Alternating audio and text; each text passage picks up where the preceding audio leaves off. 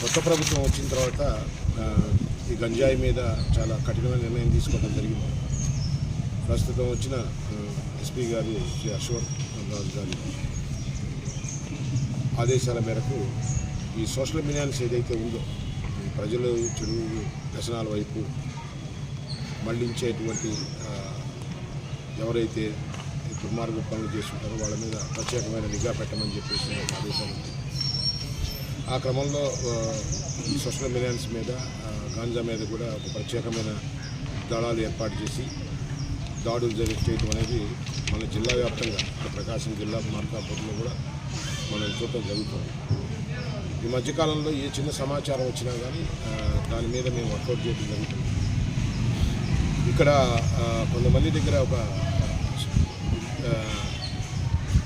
Rickshaw కార్మికులు కానీ ఇంకోరు కానీ కొంచెం గంజాయి పొట్లాలపై అలవాటు పడ్డారని ఒక చిన్న సమాచారం మీ సిఐ గారు నాకు డిస్కస్ చేయడం జరిగింది. సో మొదట మేము కొన్ని రకాలుగా ఎక్కడో బయట నుంచి వచ్చి ఈ విధంగా ఉండేటప్పుడు మేము డిస్కస్ చేసినప్పుడు అది ఖచ్చితంగా అబద్ధము, లోకల్గానే ఏదో సంథింగ్ ఉంటారు ఫిషెస్.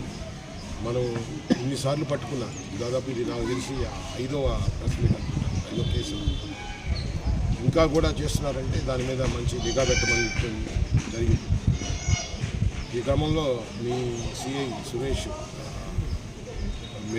ఆఫీసర్స్ అంటే పైన మా ఎస్పీ గారు చెప్పిన మాట కానీ మా మాట కానీ ఆ దిశలో ఆ కోణంలో కూడా దర్యాప్తు చేసి సో కొంత లోకల్గానే కొంతమంది సో ఇది బయట నుంచి తీసుకొచ్చి దీన్ని పొట్లం రూపంలో కట్టి ఈ మధ్యకాలంలో పోలీసు దాడులన్నీ ఎక్కువైపోయిన తర్వాత సో అది దొరకటం అనేది తగ్గిపోయింది.